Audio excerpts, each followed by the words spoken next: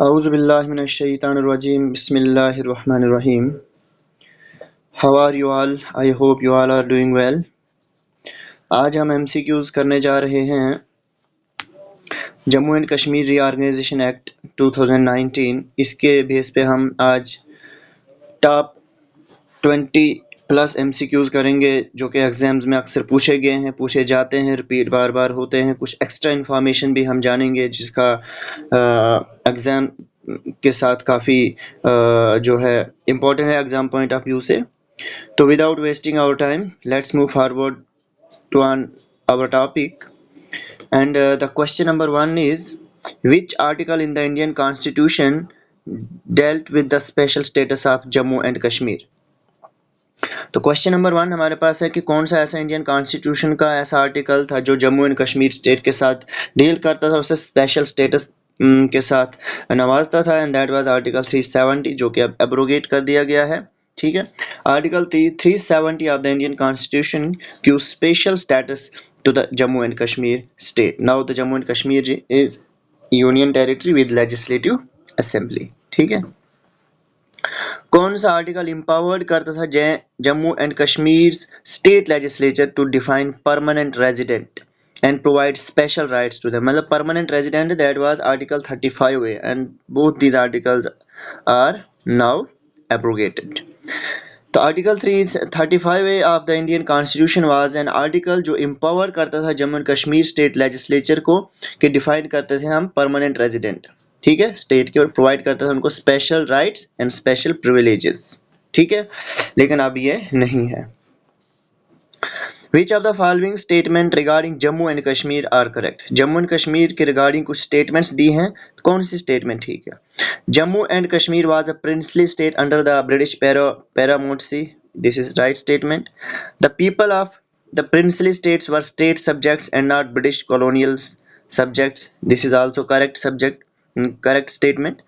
And the accession of Jammu and Kashmir to Indian Union happened on 26 अक्टूबर 1947. तो क्या ये स्टेटमेंट ठीक है? तो ये तीन की तीन स्टेटमेंट ठीक है। ठीक है, तो इंस्ट्रूमेंट ऑफ एसेशन जो है इसको साइन किया था महाराजा हरि सिंह जी ने, जो कि लास्ट डोगरा रूलर भी थे, princely state of Jammu and Kashmir. तो तीन की तीन स्टेटमेंट्स जो हैं ये ठीक है। ठीक है, तो 1947 से पहले जम्मू एंड कश्मीर एक प्रिंसली स्टेट हुआ करता था जो जिसमें राजे रजवाड़े जो है यहाँ पे रूल किया करते थे, और सिटीजन जो है स्टेट सब्जेक्ट्स हुआ करते थे, ना कि ब्रिटिश सब्जेक्ट्स के अंदर वो नहीं थे। एसेशन जो जम्मू एंड कश्मीर का इंडियन यूनियन के साथ हुआ था वो 26 अक्टूबर 1947 को हुआ था। डेट भी बहुत इंपॉर्टेंट है, और किसने किया था? वो किया था महाराजा हरि सिंह ने, जो कि लास्ट रूलर थे हमारे पास, लास्ट डोगरा रूलर थे। अब कमेंट सेक्शन मुझे ये बताइएगा फर्स्ट डोगरा रूलर जो है जम्मू एंड कश्मीर स्टेट के वो कौन थे? नीचे दी गई स्टेटमेंट में से कौन सा स्टेटमेंट ठीक है? Jammu and Kashmir reorganisation bill 2019 was introduced in Rajya Sabha. कब इंट्रोड्यूस्ड किया गया था? 5 अगस्त 2019 को। ठीक है, Jammu and Kashmir reorganisation bill ने क्या किया? यूनियन टेरिटरी ऑफ लद्दाख बनाई विदाउट लेजिस्लेचर। तो ये स्टेटमेंट दोनों की दोनों स्टेटमेंट ठीक है। ठीक है, the Jammu and Kashmir reorganisation bill को इंट्रोड्यूस किया था राज्यसभा में 5 अगस्त 2019 को। किसके द्वारा किया गया था? होम मिनिस्टर अमित शाह के द्वारा। ये बिल जो है, इस बिल ने क्या किया कि जो हमारे पास एग्जिस्टिंग स्टेट था जम्मू एंड कश्मीर का, उसको दो यूनियन टेरिटरीज में डिवाइड कर दिया गया। जम्मू एंड कश्मीर को लेजिस्लेचर के साथ रखा और union territory of Ladakh without legislature रखा।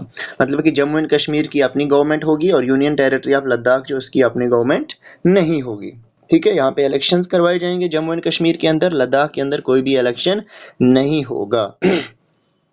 ठीक है, कौन से डिस्ट्रिक्ट्स जो है are included in Jammu in UT of Ladakh after J and K reorganisation act 2019? कौन से दो डिस्ट्रिक्ट्स जो है J and K reorganisation act 2019 के बाद यूटी ऑफ लद्दाख के अंदर आते हैं? वो है लेह एंड करगिल। लेकिन अब जो है हमारे पास 5 नए डिस्ट्रिक्ट बने हैं यूनियन टेरिटरी ऑफ लद्दाख में, जिसमें हमारे पास द्रास है, ठीक है, जंस्कार है, ठीक है, उसके बाद नुब्रा है, ठीक है, उसके बाद शाम है, और उसके बाद चंगथंग है। ठीक है, तो ये 5 नए डिस्ट्रिक्ट जो है अभी अभी recently ministry of home affair ने मतलब ये बताया है कि ये 5 नए डिस्ट्रिक्ट जो है यूनियन टेरिटरी ऑफ लद्दाख के अंदर बनाए जाएंगे। टोटल डिस्ट्रिक्ट जो है यूनियन टेरिटरी ऑफ लद्दाख में 7 हो गए हैं। ठीक है, union territory of Jammu and Kashmir को कौन एडमिनिस्टर करेगा, तो वो है दैट इज लेफ्टिनेंट गवर्नर। ठीक है, that is lieutenant governor, LG हम इसको शॉर्ट फॉर्म में बोलते हैं। ये लेफ्टिनेंट गवर्नर नहीं है, इसको हम लेफ्टिनेंट गवर्नर पढ़ते हैं। ठीक है, the union territory of Jammu and Kashmir is administered by president, इसको एडमिनिस्टर्ड करेंगे लेकिन किसके थ्रू, एडमिनिस्ट्रेटर यहाँ पे अपॉइंट किया जाएगा जिसको हम लेफ्टिनेंट गवर्नर के नाम से जानेंगे। Which of the following statement is true about the state legislative assembly of Jammu and Kashmir? क्योंकि जम्मू एंड कश्मीर में लेजिस्लेचर है, लेजिस्लेटिव असेंबली है, यहाँ पे लेजिस्लेटिव काउंसिल को जो है एबॉलिश कर दिया गया है, जो कि सेक्शन 57 के अंदर जो है आती है, बट वो अब यहाँ पे नहीं है। यहाँ पे यूनिकैमरल लेजिस्लेचर होगा अब Jammu and Kashmir union territory के अंदर। तो ये इसके रिगार्डिंग जो स्टेटमेंट्स यहाँ पे दी हैं, कौन सी स्टेटमेंट ठीक है। Jammu and Kashmir reorganisation act के तहत टोटल नंबर ऑफ सीट्स जो हैं इन द लेजिस्लेटिव असेंबली वो 107 होंगी।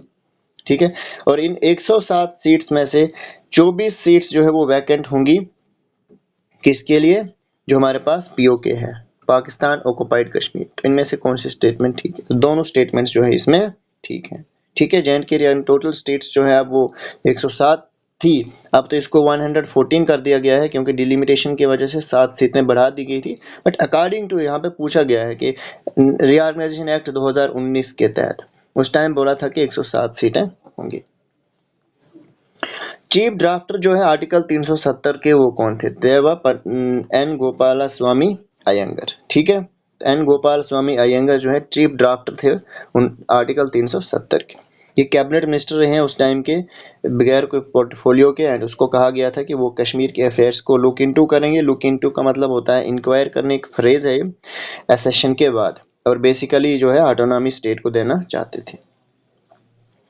जे.एंड.के रीऑर्गेनाइजेशन एक्ट 2019 तक Lok Sabha seats delimitation of J&K कौन कंट्रोल करता था, मतलब जम्मू कश्मीर के अंदर जो डिलिमिटेशन हुआ करती थी 2019 से पहले, तो उसके कंट्रोल वो किसके कंट्रोल में थी, तो वो जो हमारे पास कॉन्स्टिट्यूशन ऑफ इंडिया के कंट्रोल में थे। According to constitution of India Jammu and Kashmir के अंदर जो है डिलिमिटेशन हुआ करती थी। ठीक है, Who was the ruler of Jammu and Kashmir to sign the instrument of accession with India? तो मैंने अभी आपको कहा दैट वाज महाराजा हरि सिंह जी, जो कि लास्ट डोगरा रूलर थे हमारे पास princely state of Jammu and Kashmir. 26 अक्टूबर 1947 को जो है महाराजा हरि सिंह जी ने इंस्ट्रूमेंट ऑफ accession जो है इंडियन यूनियन के साथ जो है साइन किया हुआ था। Which section of Jammu and Kashmir Reorganization Act abolished the Legislative Council of existing state of Jammu and Kashmir? अभी हमने ये क्वेश्चन पढ़ा, that was section 57A। ठीक है, तो सेक्शन 57A है, सेक्शन 58B है, 55 है या 59 है, the correct option is section 57। तो प्रोविजन जो है Jammu and Kashmir reorganisation bill 2019 के कुछ प्रोविजन हम पढ़ते हैं कि the union territory of Jammu and Kashmir with have a legislature, जबकि लद्दाख की जो यूनियन टेरिटरी उसमें लेजिस्लेचर नहीं होगा। एसेट्स और लाइबिलिटीज जो होंगे जम्मू एंड कश्मीर एंड लद्दाख की, उनको एलोकेट किया जाएगा सेंट्रल गवर्नमेंट की रिकमेंडेशन के ऊपर साल के अंदर अंदर।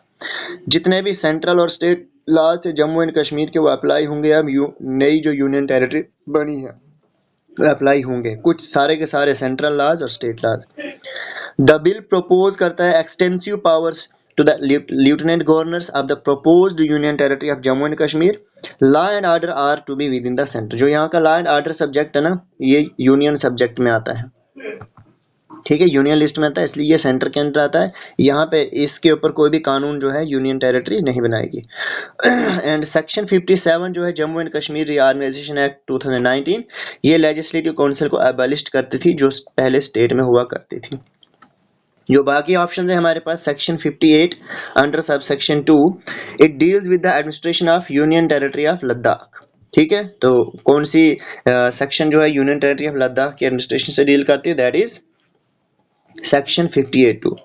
ये 58 क्या बताती है कि जो प्रेसिडेंट है वो रूल्स रेगुलेशंस बनाएगा यूनियन टेरिटरी ऑफ लद्दाख के अंदर, जो कि आर्टिकल 240 के अंदर बताए गए हैं। जम्मू एंड कश्मीर किस मॉडल पे है, 239A के मॉडल, और जो यूनियन टेरिटरी ऑफ लद्दाख है that is under article 240। Section 55 deals with the power of lieutenant governor. ठीक है, which of the following section deal with the lieutenant governor, that deals with section 55। तो ये section क्या बोलती है 55 के, governor lieutenant governor shell make rules on the advice of the council of minister. ठीक है, काउंसिल ऑफ मिनिस्टर की advice के ऊपर लेफ्टिनेंट गवर्नर जो है क्या बनाएगा, जो है रूल्स बनाएगा। तो सेक्शन 55 हमें ये बताती है।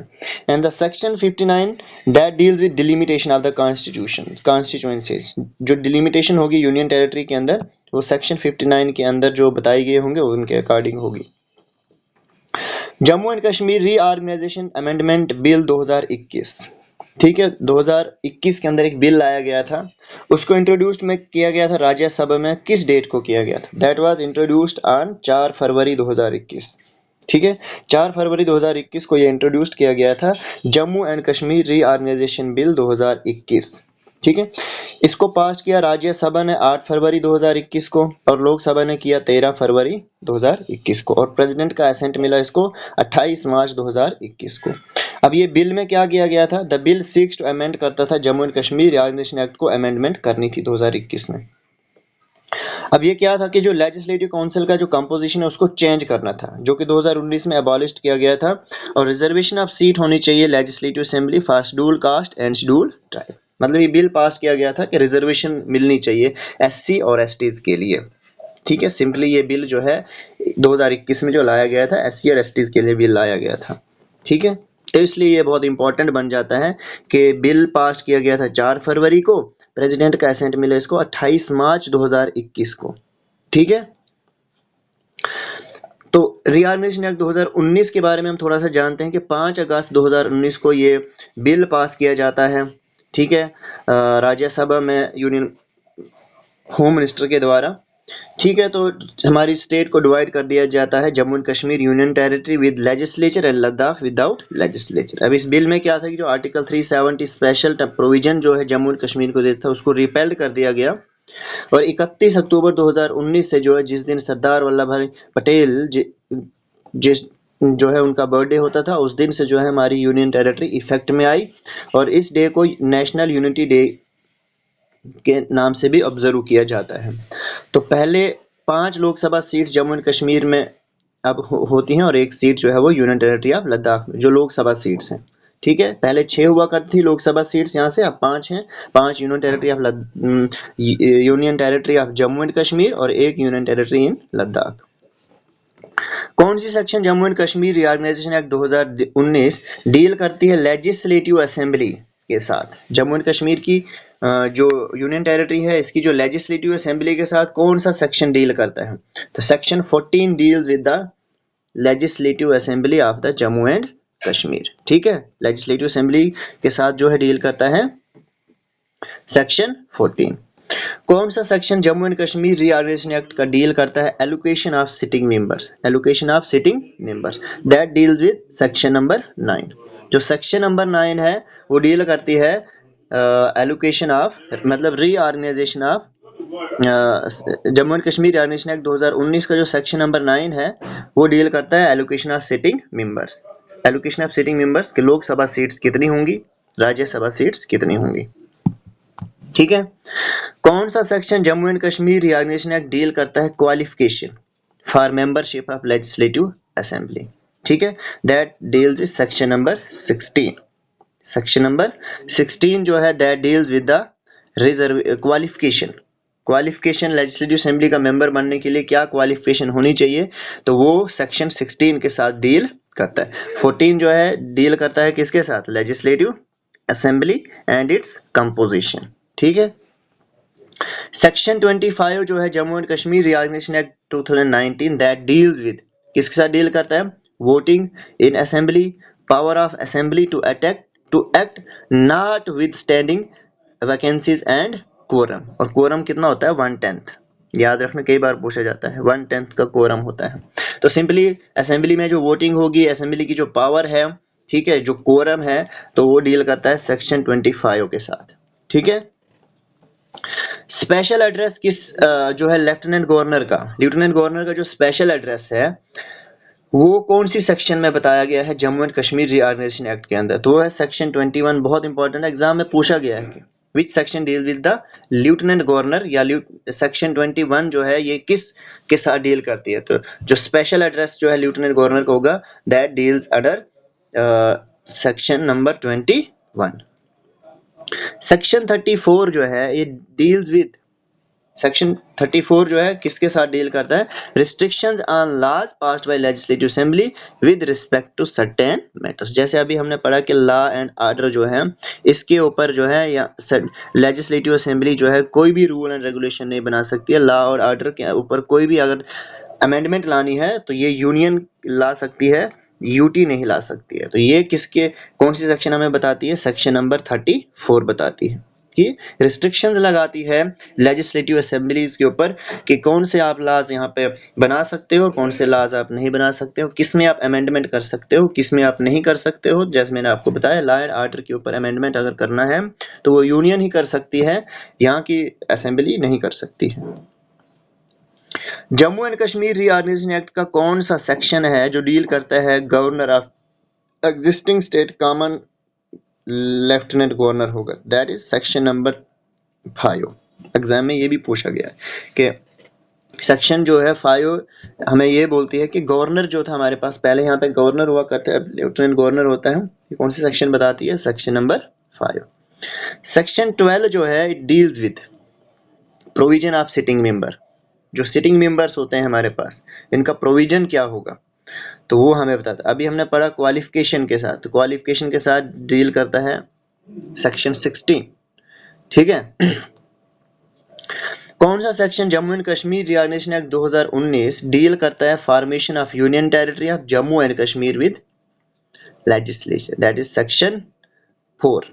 कौन सी सेक्शन है जम्मू एंड कश्मीर की साथ के Jammu and Kashmir union territory होगी with legislature? That is section number 4। और लद्दाख के साथ करेगी सेक्शन नंबर 3, पता होना चाहिए। 3 में लद्दाख के बारे में बात की गई है और 4 में यूटी के अंदर बात की गई है। तो सेक्शन नंबर 9 जो है deals with the provisions of sitting members. ठीक है, हमने अभी पढ़ा। ठीक है। सेक्शन नंबर 5 डील करती है कि गवर्नर ऑफ एग्जिस्टिंग स्टेट जो है वो कॉमन लेफ्टिनेंट गवर्नर होगा यूनियन टेरिटरी का भी। ठीक है।